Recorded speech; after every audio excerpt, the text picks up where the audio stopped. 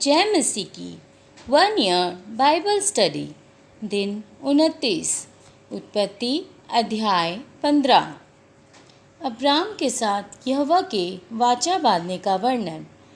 इन बातों के पश्चात यहोवा का ये वचन दर्शन में अब्राम के पास पहुंचा। हे अब्राम, मत डर, तेरी ढाल और तेरी अत्यंत बड़ा प्रतिफल मैं हूँ।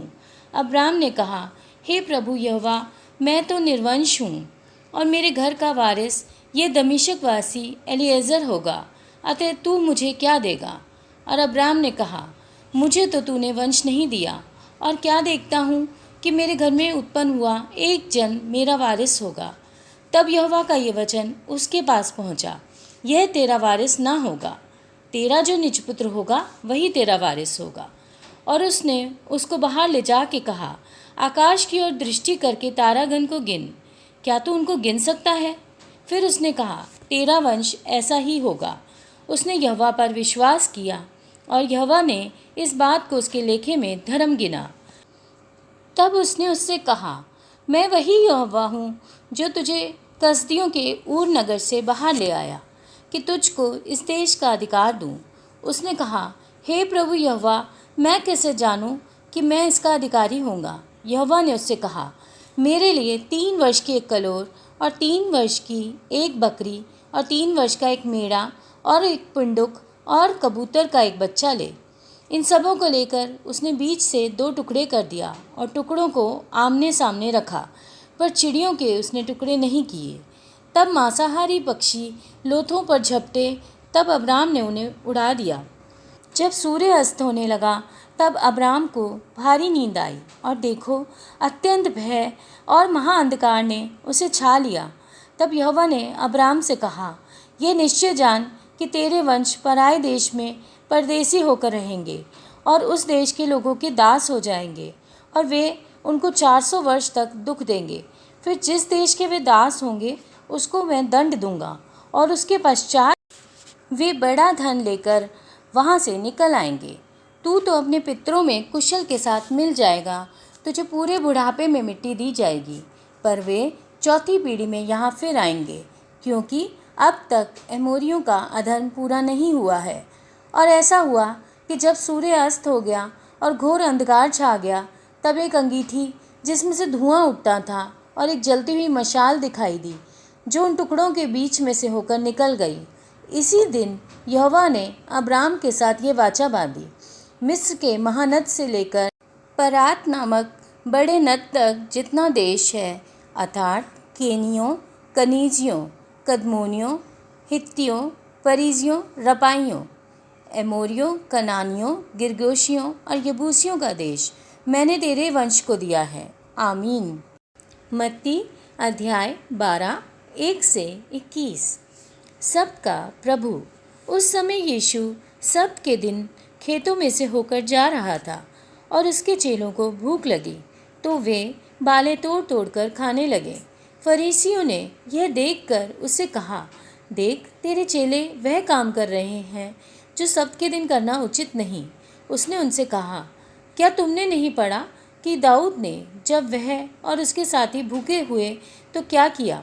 वह कैसे परमेश्वर के घर में गया और भेंट की रोटियां खाईं, जिन्हें खाना ना तो उसे और न उसके साथियों को, पर केवल याजकों को उचित था।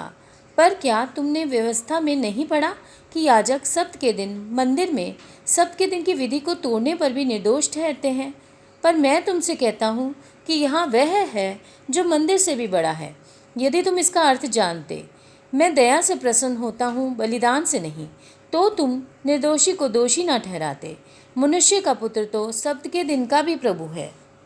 सूखे हाथ वाले मनुष्य को चंगा करना। वहाँ से चलकर वह उनके आराधनालय में आया।